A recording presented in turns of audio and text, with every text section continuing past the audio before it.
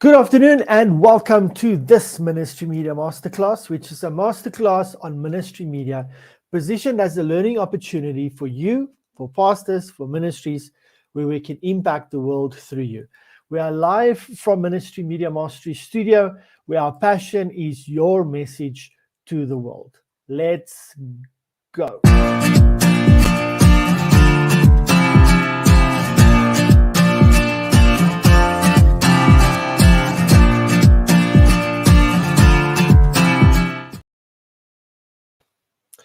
I am a media coach for pastors and ministries, helping them to get their message to its intended for, building the media channels for that message to get there, and building a community around it. I am passionate about transforming the world through equipping and empowering inspired individuals to create ethical, positive, and true media that edifies and builds up society, raises up and establishes godly voices, and brings restoration to the world. I do this through one-on-one coaching, providing a media coaching platform, facilitating media challenges, hosting ministry media retreats, and of course, this weekly masterclass. My name is Simon Fune, and this is my masterclass. I've collected a ton of ministry media questions, and so today I'm going to do ministry media Q&A. If you like what you hear today and you want to launch or improve your ministry media platform, learn the latest content creation techniques, build a media team, and increase the impact of your ministry, register for our Ministry Media Challenge. The link is in this description. And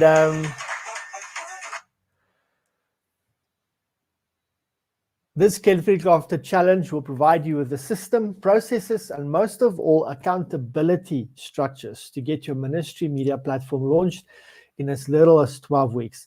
This is a premium challenge where we will take you from where you are to global influence and impact. Before I get started with the first question, please let me know in the comments, what is your expectation of the class today? And while we get busy, I would like to answer your questions as well. So help me out. I've got a few questions that's already pre-selected, and I'm going to explain how I'm going to approach that. But I want you to post your questions. It's no topic is out of bounds. You can ask anything that you like, literally. And when you post your questions, I will answer them live on the call today. So let's get to our first one. Our first one is Pastor Sarah Johnson from Graceful Harvest Ministries in the United States. She says, how can I effectively use social media to engage with my congregation and spread the message of God's love? So there's two things here, two dynamics here. One is your congregation, and one is the message of God's love. Now, I'm going to assume that you want to target your congregation because the message of God's love can go to non-believers as well. They also need to hear this message. So let me speak to how can I effectively use social media to engage with my congregation and spread the message of God's love. One of my favorite quotes is Theodore Roosevelt. He says, people don't care how much you know until they know how much you care. And so your congregation wants to hear from you that you care about them. And there's lots of ways to show you that they care, that you care about them. One of the ways is to have a platform. There's many that you can use. There's WhatsApp, there's Discord, there's surveys, there's Facebook groups, where you create a community where your congregation can actually hang out, a place where they can touch base outside of the church service. Obviously, your groups is a great vehicle to do that if you've got groups for your church and congregation. But even if you have groups, the groups is a great care vehicle for you. But even if you have groups, you still want to listen as a ministry to your congregation, and you want to hear from them. What are the things that they are struggling with? If you have a big church, then groups and communities is really, you have to have them. And if you don't have them, I want to encourage you that you set them up so that you can care for them better. Because if you say have a church of 300 and you're the pastor, the senior pastor, obviously it's very wise to have caregivers and district or area pastors that help you with caring for the flock. But having said all that, you would want to have some kind of community where people can meet, talk, and congregate outside of your church service. So you want to create communities on platforms that people are familiar with, that they are willing and that's easy for them to use. Facebook groups is a safe place. Discord is new. That's more of a tech community and a space that you can put people on. WhatsApp is obviously probably the most popular, especially in South Africa. And so you want to have your congregation broken up into communities where you can care for them on specific topics. But it's always good to hear from your community. So in those communities, you can ask questions. You can ask, like, what is the biggest thing that most of you struggle with? Or what is the biggest thing that people that you want to minister to struggle with, that you'd like to know about or have answers to? And then when you get that feedback, that is going to help you kind of guide your content for the next 3 months. And you can start your content that goes out on your social media can be around those topics to help your congregation, your community. Your sermons can be driven towards that. Your group engagement programs can be driven towards that.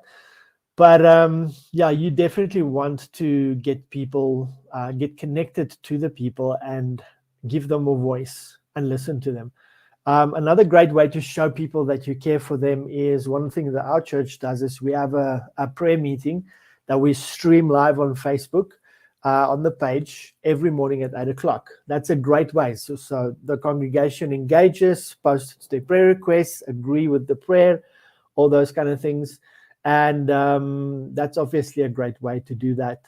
And I think another great idea is to go live, as the pastor of a congregation on your page, and just do Q&A or speak about a specific topic. A way for people to connect with you outside of the church service, because the church service, we know there's lots of barriers for people. There's pastors. most of the bigger churches work through obviously the area district pastors that might pray in the front for the people. There's a green room which respectfully you kind of have to go to, otherwise people are going to bombard you but you want to give a safe place for both you and the congregation for people to connect with you. And I think a live Q&A or a chat session is a great idea. Sometimes you can actually get some of the congregation members into the live room, be it Zoom or be it StreamYard like I'm using here.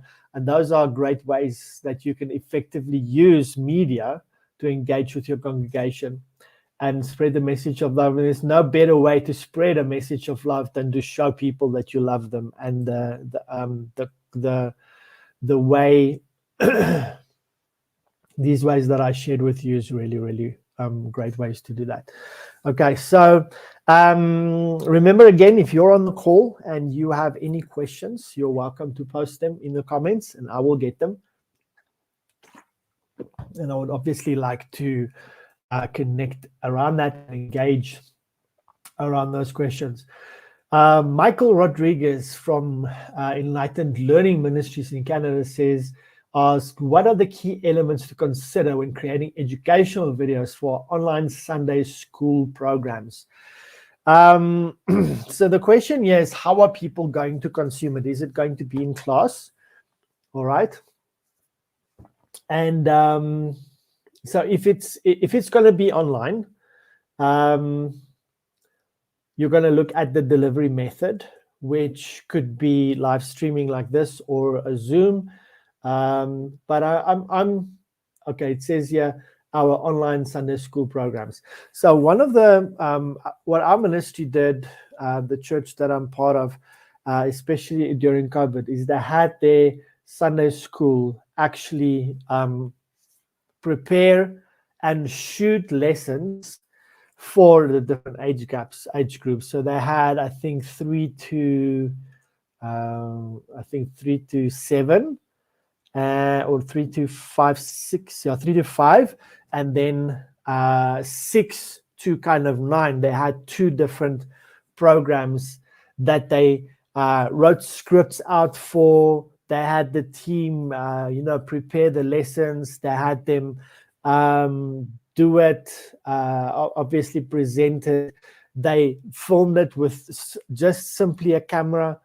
Then they post-edited it, and they brought in external animation subject lessons that was done in animation. And then they obviously edited it, and then they live stream and premiered it on YouTube, where they had different audiences and streamed it at different times on the Sunday School's dedicated YouTube channel. So that is a great way to do that. I want to say, do it as professionally as you can. Make sure that you have proper sound and lighting. The rest can really be made up. It doesn't matter how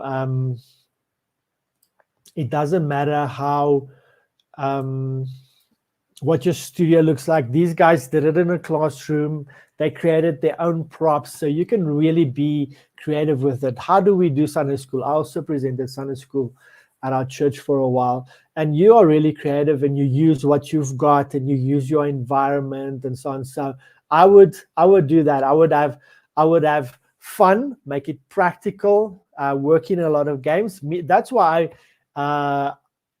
when I got into ministry media, I used a lot of video clips and those things to bring the lesson across.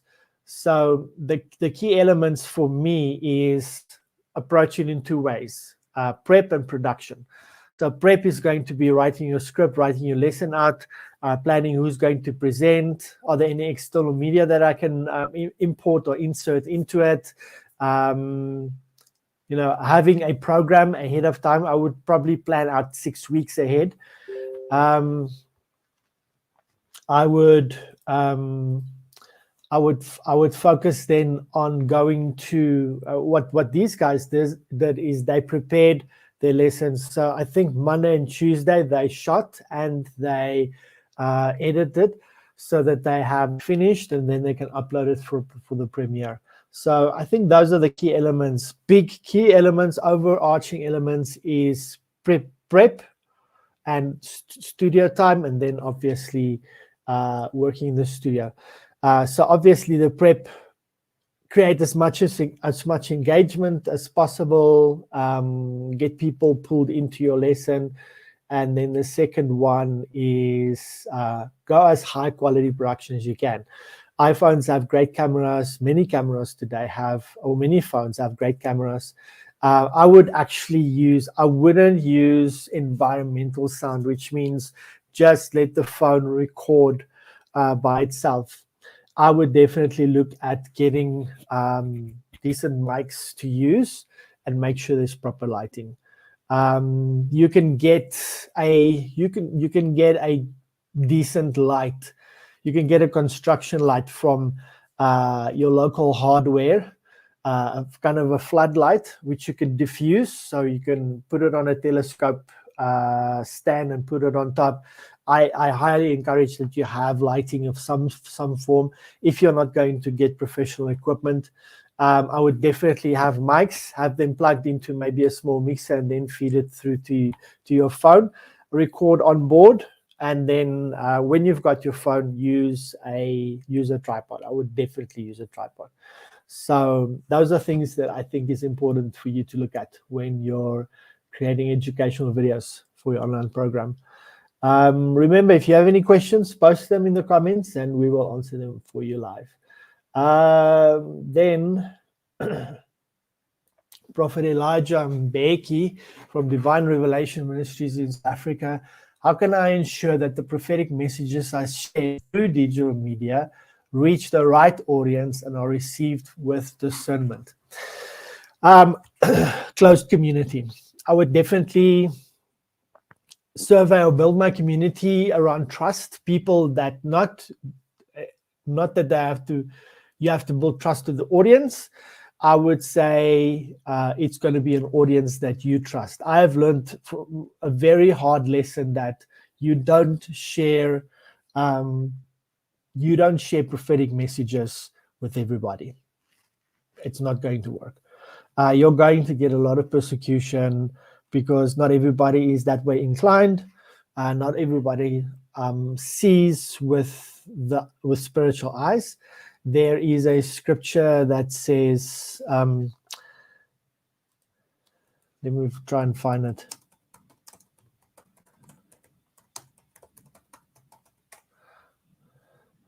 1 Corinthians 2:14, the natural man receives not the things of the Spirit, for they are foolishness to him. Neither can he know them because they are spiritually discerned. So you have to have a closed kind of protected community. People that are interested in the prophetic, people that flow in the prophetic, people that are that understand it.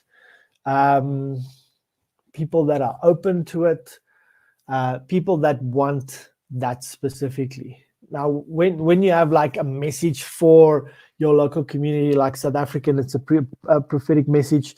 We know from having done Bible school that prophetic messages is supposed to be delivered in love.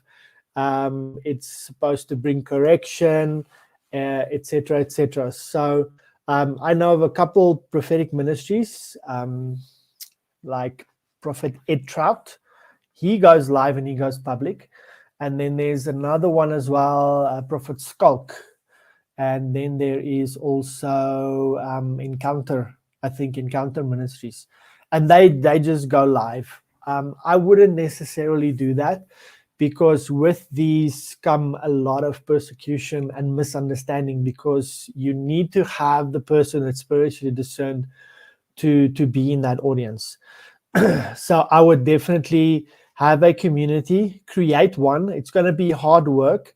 You're going to have to either create some kind of automated system where people, for instance, SMS the word spirit to a number and they get automated into a community.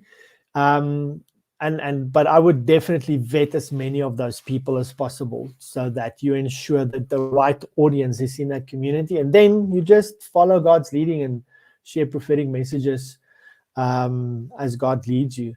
But you definitely need to have the right people in that audience, Prophet Elijah. I would highly encourage that. And I'm speaking out of the experience of experiencing a lot of hurt, persecution, because I also did that. In 2008, I shared a dream on an email list and shared it with people, and it was picked up by a ministry. I think they are here in South Africa, and they just pulled it apart. They pulled me apart. It was one of their highest ranking articles of all time.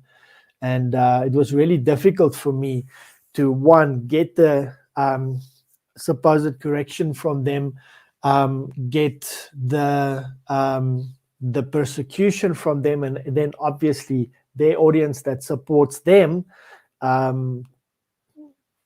just supporting that and just pulling me apart and berating it. Obviously, I've healed from that, and I've developed a thicker skin. I have learned to, even then I did, but I'm responding in love, and but don't get into arguments. Just thank people for their contribution and leave it at that, because if you add coals to the fire, it's just going to make it worse. And so that is a very hard, long ministry media lesson that I've learned. So it comes from a place of love and experience. Apostle Maria Santos from Covenant Builders International in Brazil says, what strategies can I implement to expand our online ministry's global reach and impact? The 4 pillars. 4 pillars for a successful ministry media platform is content. Create content. I did a video last week on pillar content versus filler content. Go and watch that to understand that better. Go and watch the masterclass in this playlist of these masterclasses on reflection. That will help you a lot with your content. And then also look at the content inspiration toolkit. It's also going to help you a lot with that. So first pillar is content. Second one is consistency. So consistently post. Commit to your highest level of capacity that you can, and do it consistently. And that's how you will build global reach and impact. What kind of content? Content that helps people, content that builds people up, content that solves and gives solutions to people, and it's biblical solutions, stuff that comes from God's heart, from the throne room, and share that with them. The other one, and then the third pillar is community. We've answered some questions on community today, and the community is really a way for you to really impact people and also reach a lot more people. Your community is going to help you promote your ministry, especially if you have increased value. And lastly is collaboration. Collaborate with other ministries. That way you get exposed to more people. The body of Christ wins with the value that you share and you bring, and you just increase your reach, your impact, and the transformation that you get. And I hope that answers your question, Apostle Maria.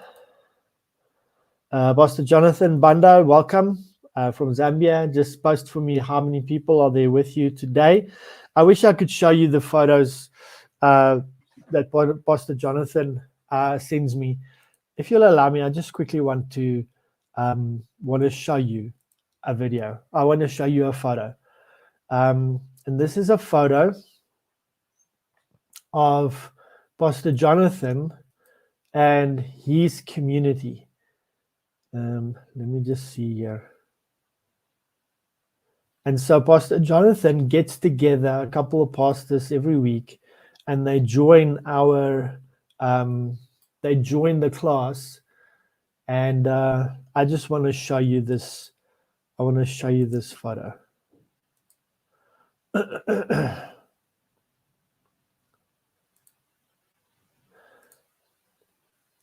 So,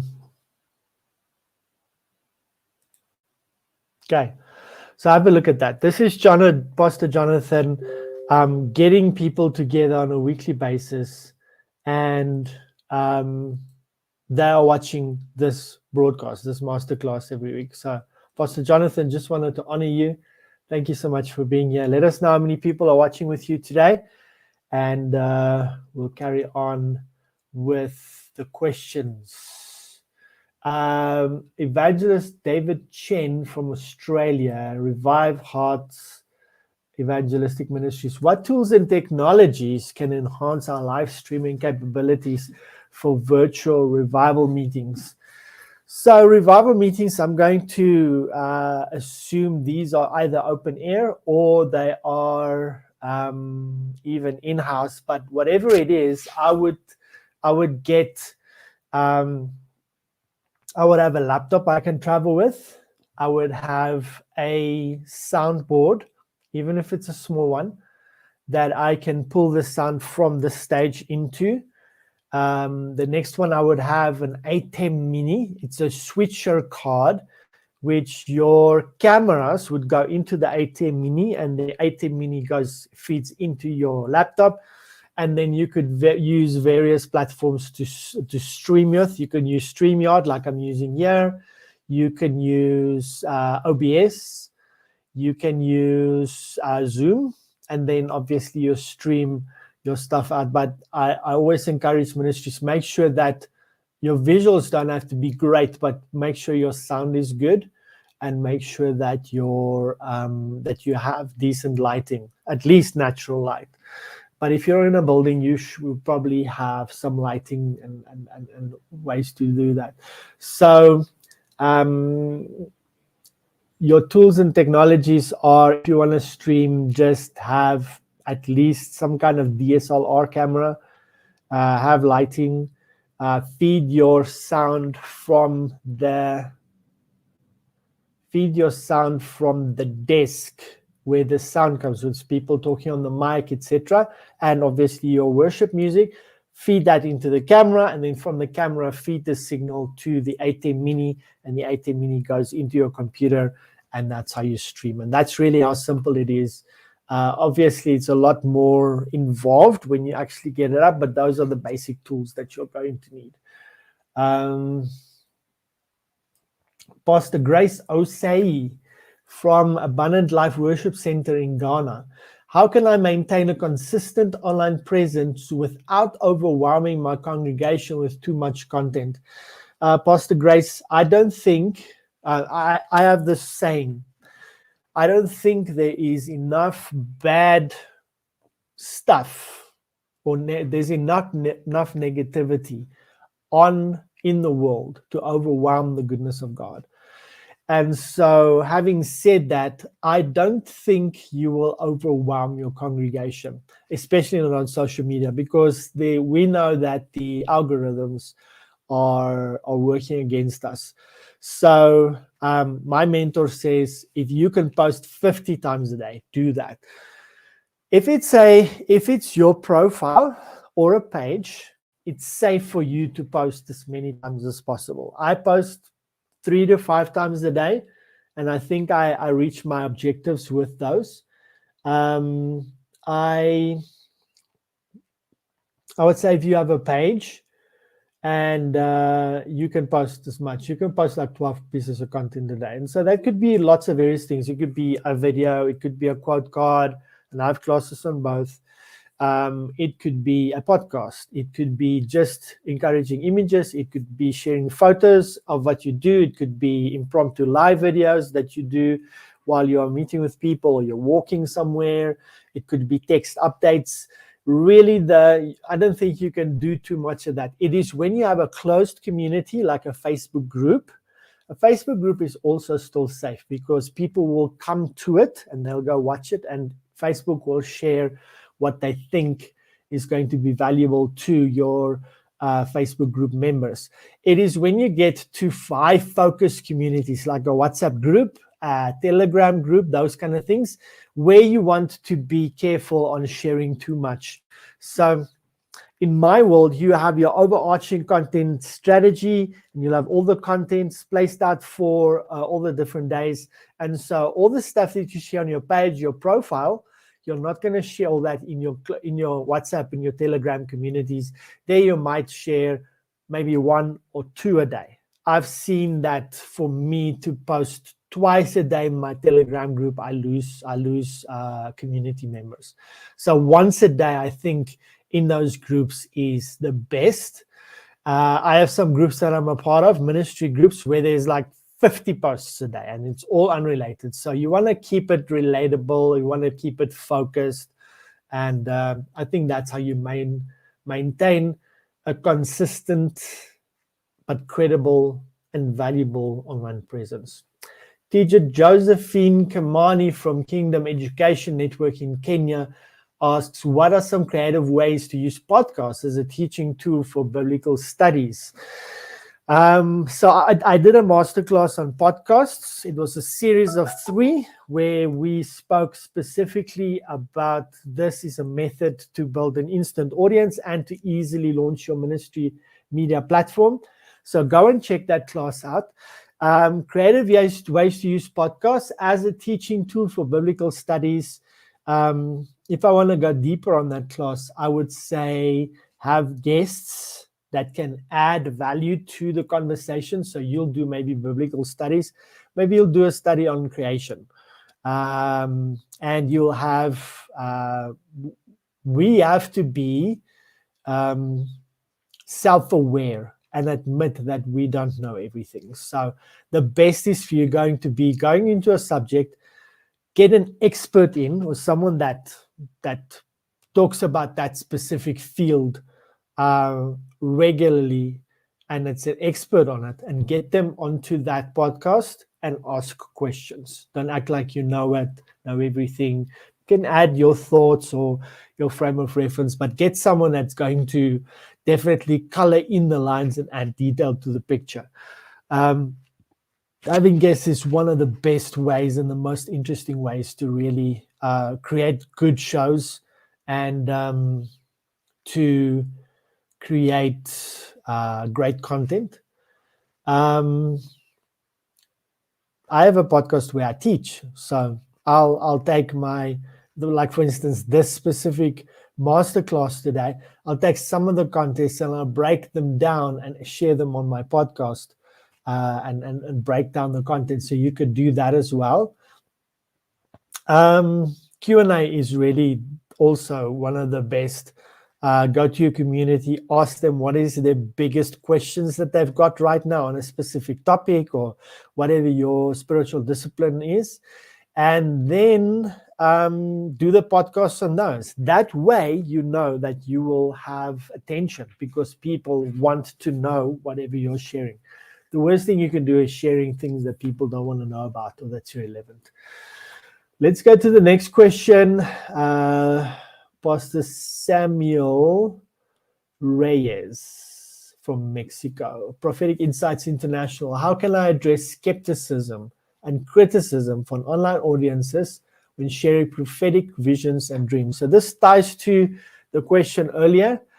Definitely make sure that you have a closed community and you vetted the community, that they have the discernment to kind of be in that environment that you're going to be a part of. I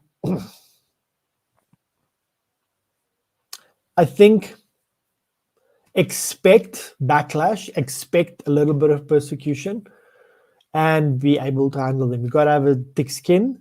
And when you're sharing on a specific topic, make sure that you know what you're talking about, because this is one of the topics. Prophetic visions and dreams is one of the topics that is the most debated. And so I did a teaching like 10-15 years ago on prophetic visions specifically, and I did 1 or 2 sessions on that. So I think you're safe if you teach, and you teach from the Bible, and scripture confirms scripture, and you don't deviate from that. That way you won't get criticism and skepticism. How do I address that?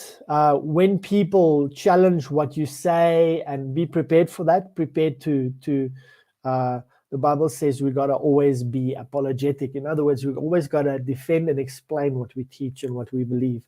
So be prepared to do that. If you have a vetted community, I don't think you're going to have much skepticism or criticism. You'll definitely have that on a public platform.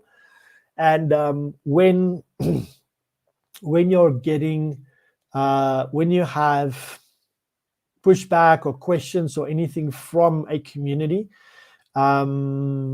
always just acknowledge the contribution, answer as clear and as diplomatically as you can, and love people. Not everyone is always going to understand what you're sharing. Like I said, the scripture I shared earlier in, let me just get this. 1 Corinthians 2:14, some things are just spiritually discerned. And so we want to make sure that we just acknowledge the contribution, answer the questions as politically and diplomatically as possible. You cannot create and cause fights online. It's not going to work. It's going to cause your ministry damage. It's going to just get you a lot of unwanted attention. That's why when I look at the prophetics especially, and anything else, I always look at, is my content edifying? Does it build people up? Is it positive?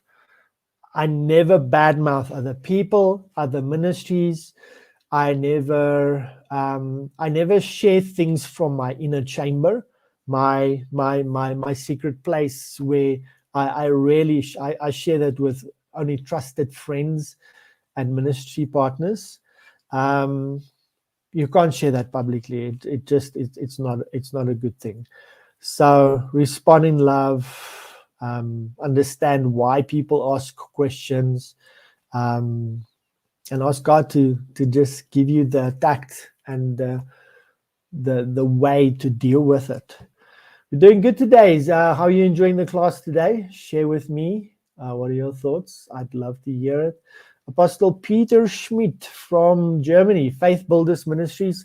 What are the best practices for building a visually appealing and user-friendly ministry website? I personally love videos. So you're saying visually appealing and user-friendly. You're not really talking about content, so it's more design. I would make sure that my branding is consistent, that I am, and I use that branding consistently on every page. Make sure that you've done your work in terms of mission, vision, values, exactly what your mission statement, and that's clear. The website needs to have a clear call to action. Like when you come to my website, what do I want you to do? So obviously there's a lot of different things you can, most call to actions that I think is valuable on a website is connect, join our live stream, right? And it would be visit us. So those are the 3 call to actions that you want to maybe focus on and make sure that it's very clear. If you open a website, what you see is called above the fold. So you want your main call to actions to be visible and communicated when people open your website, and so they can scroll to go deeper and get more information. Visually, brand consistency. I love videos, so I would go for as much video of my services and the community work and how people engage with each other, happy people, engagement, serving. I would focus a lot of that on the visuals. So overall, those are the main things that I would focus on. I would focus on 1, 2, 3 call to actions above the fold. People can take action immediately. Like, why do you have a website? I would think that a ministry's website, for me, let's say I had a ministry, the main thing that I would focus on is say maybe those 3 things. Like, are you looking for community? Do you want to watch the live stream? Do you want to visit the church? Right? Those 3 things, and say, if you want to be connected to community, click here, and there's a process where they can sign up. You want to watch our live stream, SMS this number, or give us your email, or connect this so I can give people updates as soon as I have a live stream that goes live. That's what I'm trying to do with this community. We have a Telegram community, and when I go live, or when I need to rehash stuff, I just post it in the Telegram community, and people can go and watch. I would focus my website to be a contact vehicle. So how do I connect with the person that is visiting my website? And then obviously visit our church. I wouldn't just say, listen, it's at this time, it's on this day, etc. I would actually have them being hosted by someone. So they would say, I want to visit the next Sunday or a specific Sunday. And when they say, I have an intention to visit, I would actually have a host from my church contact them by phone, say, hey, my name is so-and-so. I'm going to be your host next weekend. What time will you be arriving? I'll look out for you. I'll meet you at the front of the church, and I will host you, and I'll take you through. Those are the things that I would focus on if I had a church. Evangelist Maria Gonzalez from Souls on Fire Ministries in Spain.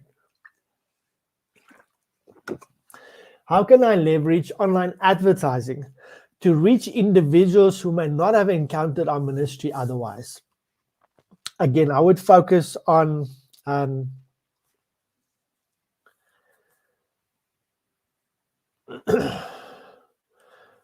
if you say people who may not have encountered our ministry otherwise, your ministry needs to have a focus, right? And I hope it does. So you need to know exactly who specifically is your ministry for, in which areas.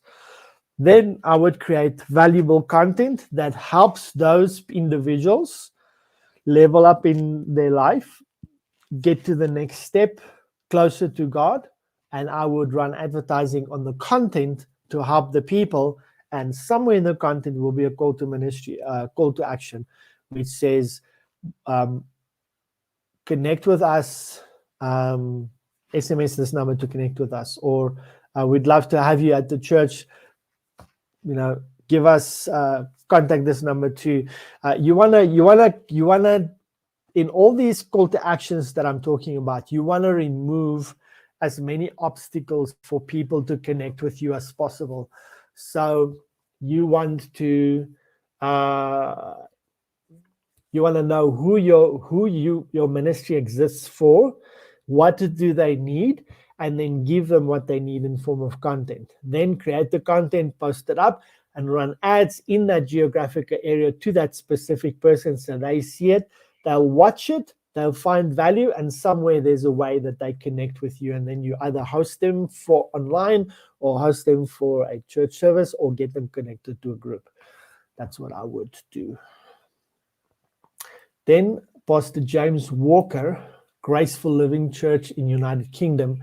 What ethical considerations should I keep in mind in utilizing online fundraising platforms for our ministry needs?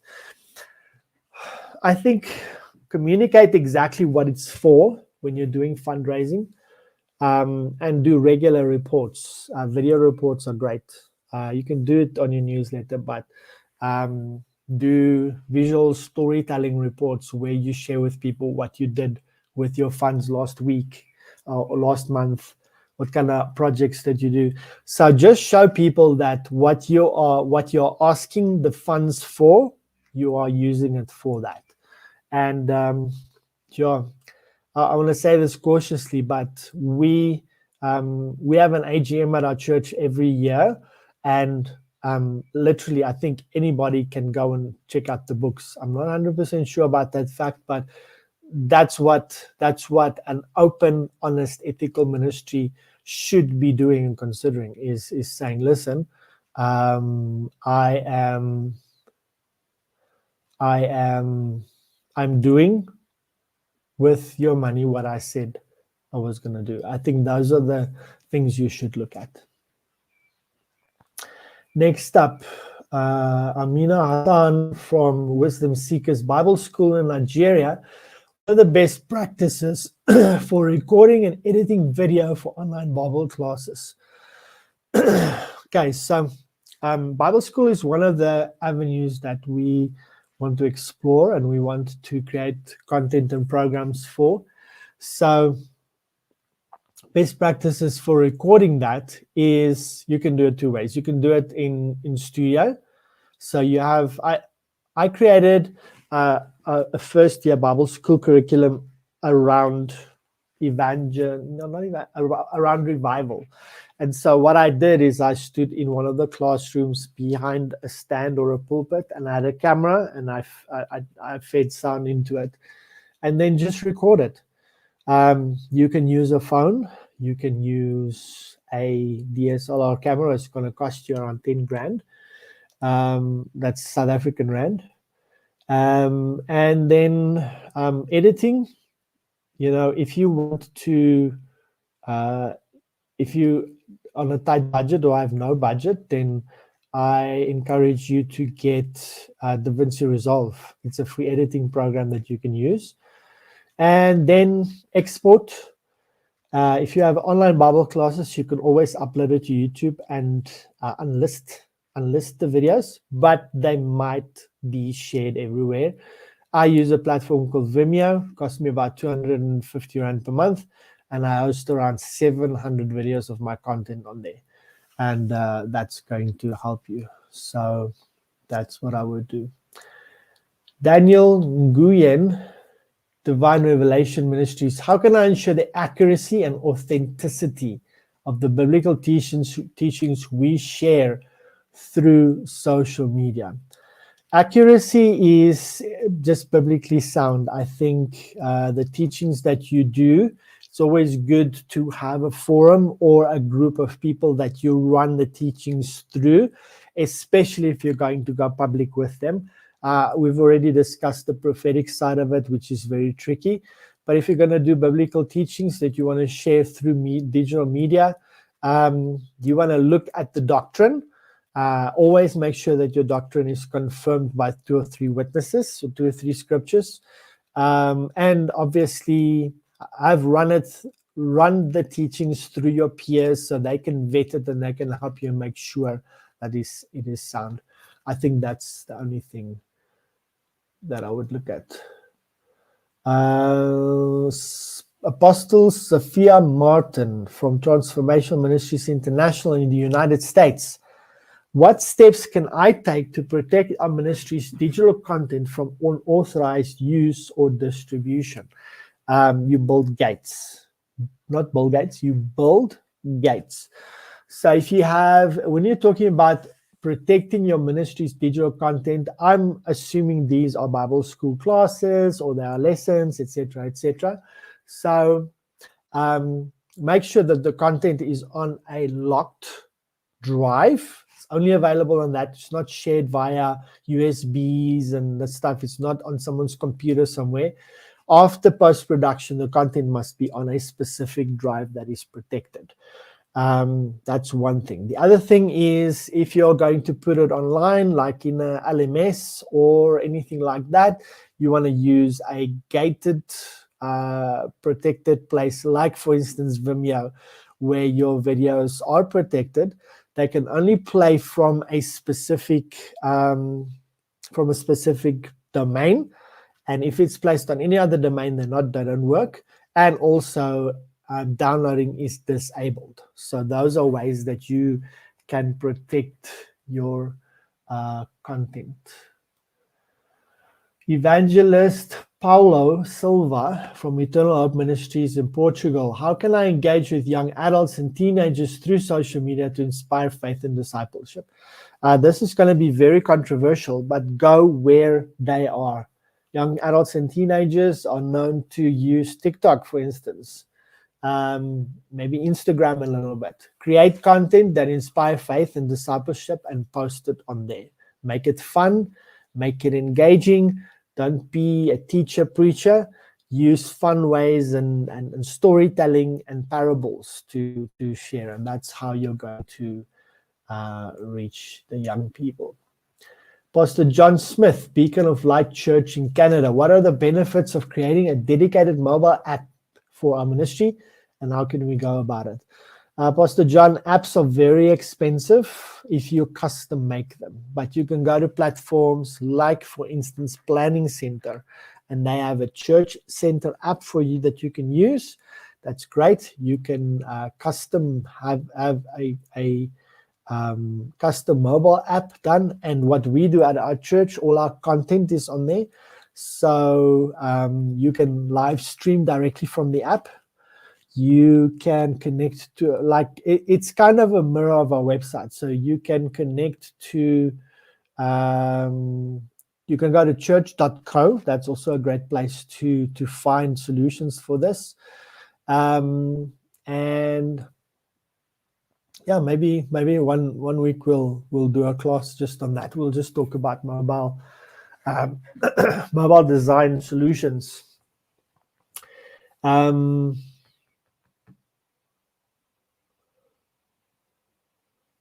So that is how you do it. Benefits is it could be a duplication of your website. You have your ministry in people's hands. I really love the mobile app idea for a ministry. So all your content, all your videos can go through there. You can have your YouTube channel featured in the app. I actually had an app like that a while back, where all my stuff, my Facebook pages feed through there, my YouTube channel feeds through there. All the new videos are updated on there. So it's like a content engagement vehicle. People can actually get all your stuff. For our church, people can connect to groups through that. They can check in through that. They can take their next steps. So those are the benefits, and I think it would really help you. I would definitely look into a mobile app for my church, for my ministry, and it doesn't have to be expensive. It's when you custom make them that it's going to be expensive. Okay, we're almost at the end. Teacher Rachel Jackson from Australia, Wisdom Path Ministries. What online platforms or software are best for conducting virtual Bible study groups with interactive discussions? I personally think your best bet here is going to be Zoom. Zoom, you have breakout rooms you can manage, and people can, so you can present a thought, a class, 10, 15 minutes, put people in breakout rooms, they break out, they connect with each other, and they talk, and high engagement, high value. It's kind of like you're presenting it kind of like a mastermind, and people come back, they share what they've learned. I think that's the way, but I don't think there's another platform besides maybe Zoom, maybe Discord that's going to be good options for you. Prophet Emmanuel Amadi from Nigeria, Prophetic Insights International. How can I maintain spiritual intimacy and connection with my online congregation, especially during challenging times? Again, address what their challenges are, speak to it, and teach around it, and do it as often as possible. Have a consistency. Let them plan. Let them make an appointment with you to listen. So let them connect with you. And yeah, give the people what they need when they need it on the place where they can consume it the best. Okay, Apostle Carlos Santos, Revive Nations Network, Brazil. What role does branding play in establishing a recognizable and trustworthy online presence for our ministry?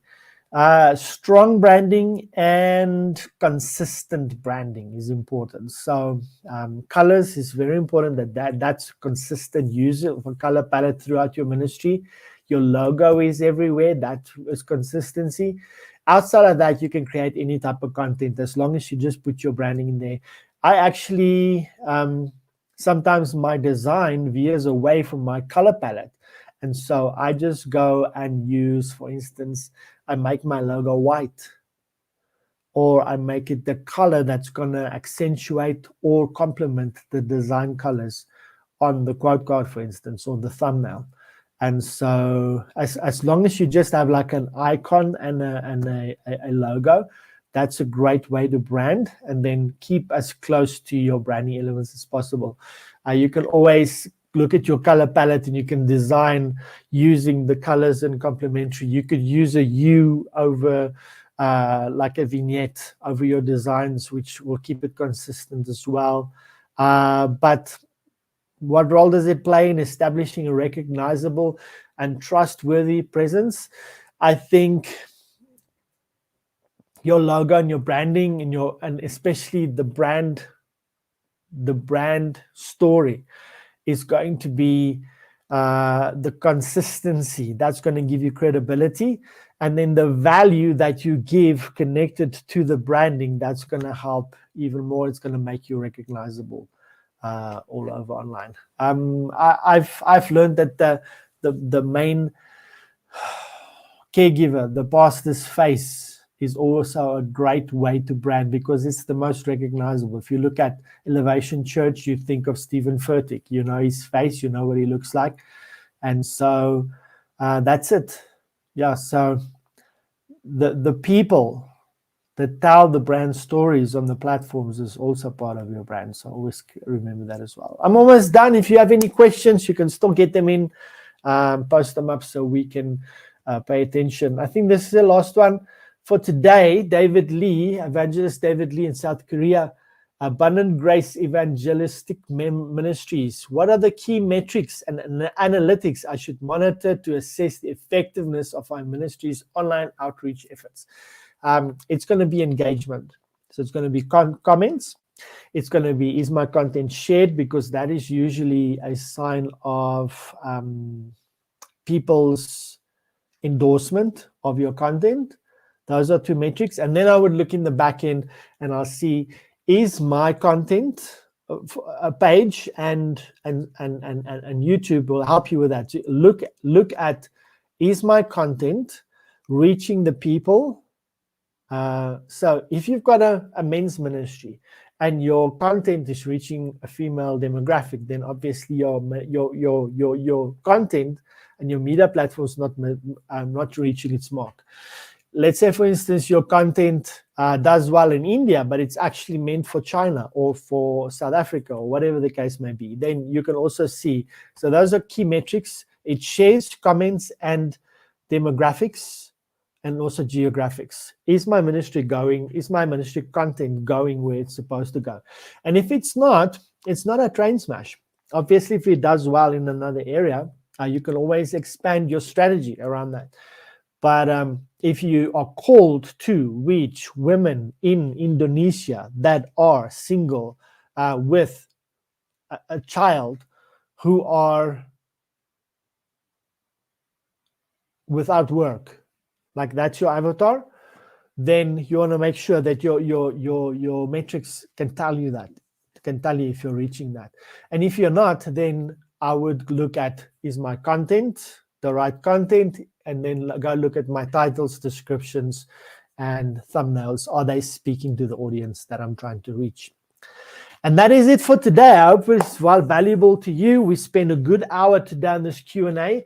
Want to maybe do this more regularly. I think this is very valuable because we can go so many different places and we can address so many different things. If you just caught on, you're welcome to catch the replay. But I want to give the next few minutes. If you have any other ministry media questions, post them in the comments quickly. Then we can answer them for you. And thank you so much for joining us. If you don't have any questions, I'd appreciate if you could share with me, what did you learn today? What's your takeaway? What's your one takeaway from the masterclass today? And I would love to hear from you and even feature you on the show today. If you like what you heard today and you want to launch or improve your ministry media platform, learn the latest content creation techniques, build a media team, and increase the impact of your ministry, feel free to go and register for our Ministry Media Challenge. The links are on the posts that you see right here. This carefully crafted challenge will provide you with the system, processes, and most importantly, the accountability structures to get your ministry media platform launched in as little as 12 weeks. This is a premium challenge where we'll take you from where you are to global influence and impact. The many are off the show now. If you have any other questions, post them. I'd like to know what you learned. Otherwise, thank you so much for joining us today and spending time with us. Hey, did you find today valuable? Would you be open to going and subscribing to the YouTube channel so that you don't miss anything? You'll also catch all the other fun and great content that we create. And I want to thank you for being here today. Thank you for watching the replay if you are. And maybe just go into the comment and say, I was here watching the replay, #replay. But thank you so much for being here and doing this with me. I really enjoyed it. And I think we'll definitely do more of this in the future. Thank you so much. I'm looking forward to spending more time with you. If you have any questions, please post them in the comments below. I will answer them in the comments. I'm looking forward to seeing you again, and have a fantastic